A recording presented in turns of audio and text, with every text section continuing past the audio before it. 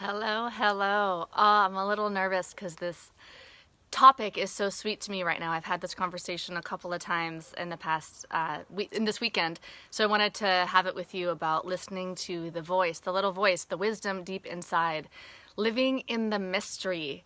And it's almost like a sacred topic to me. I think that's why I'm feeling a little giddy about talking with it about you. But we all have all of the abilities, right? We're all human, so we all can run, or I mean, most of us have the capacity to do everything. We have all the feelings. And so we all have the ability to listen to the voice within inside of us. Some of us might hear it louder than others naturally, and some of us might have practiced that more. But we all have wisdom inside of us. So it's called the enteric nervous system, is in our gut. It's our second brain. So in the autonomic nervous system, we have the parasympathetic, the sympathetic, and the less talked about, the enteric. So there are neurons in our gut. So there is an actual scientific stuff going on where there is action happening in our gut giving us guidance. And so I've talked about this a bit before, how we have our brains, right? Obviously, we have our thoughts can guide us in our life, and then we have our heart. Our heart is guiding us as well. Ooh, those little hearts. That's fun. Thank you, guys. Love the hearts. So our hearts can be guided.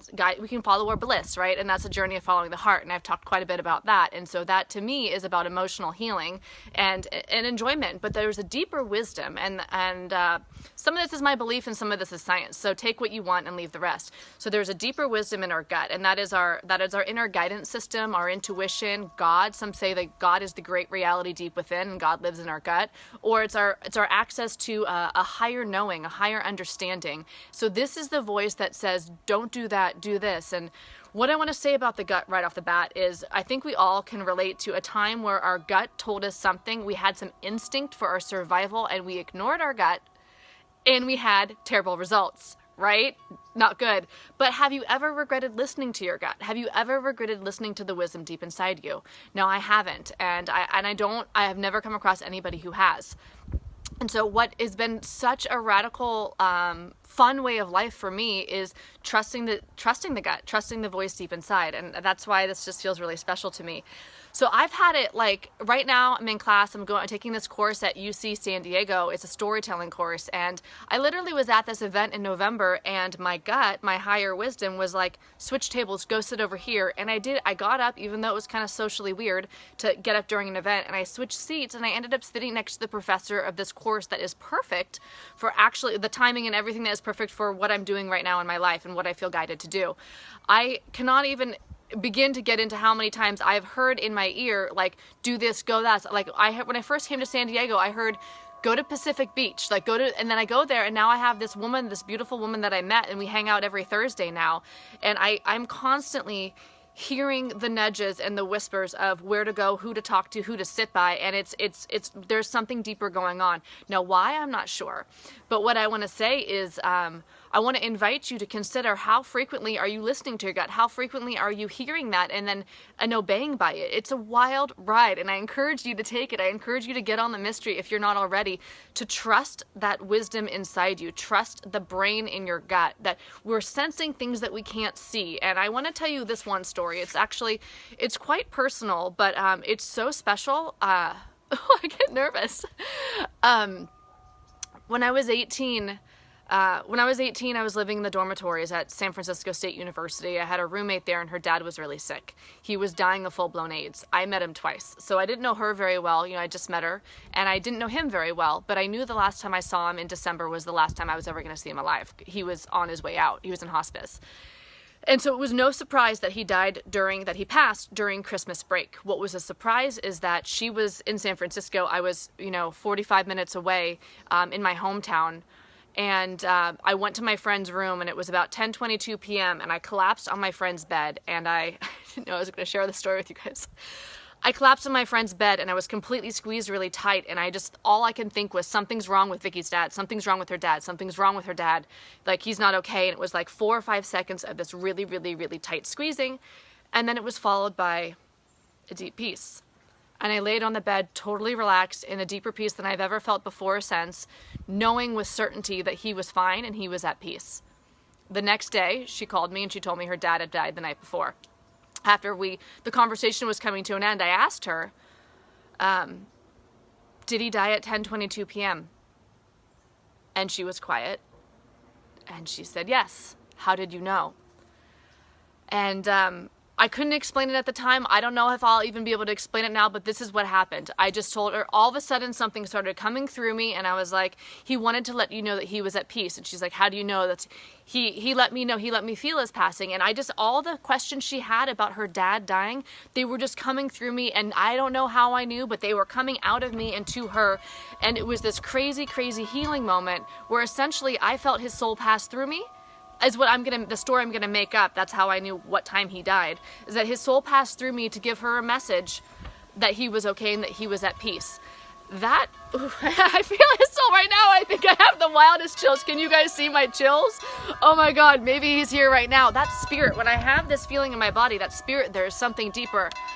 Am I gonna cry? I didn't know I was gonna share this story with you guys, but it was really, really powerful. And at 18, it was too much for me to handle. What am I gonna do with that? You know, I left the room and went and drank a beer and smoked a cigarette. Like, what do you do with that? I know what time he died.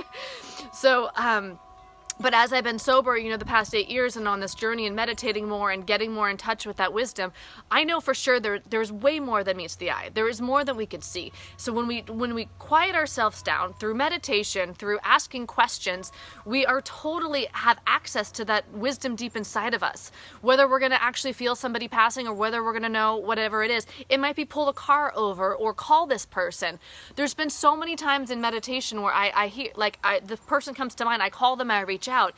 And then on the other side of that, like in hindsight, when I look down the road, it's like, wow, that was like something really, really cool and wild and mysterious is going on here. And whether or not I can logically explain it with my brain, the ride is so much fun. And I want to just remind you, it's who we are. We are souls inside bodies. And this has like been my favorite randomest quote recently. Not quote, I said this, but it's just weird.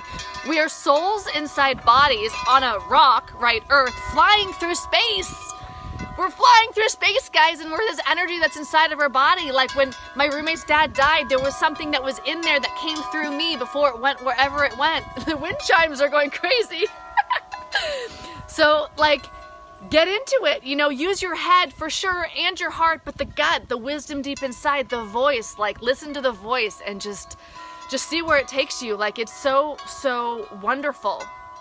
Like, I don't ever feel alone because I have that connection to everyone, to God, to the universe, to the energy of it all, the trees, you, me.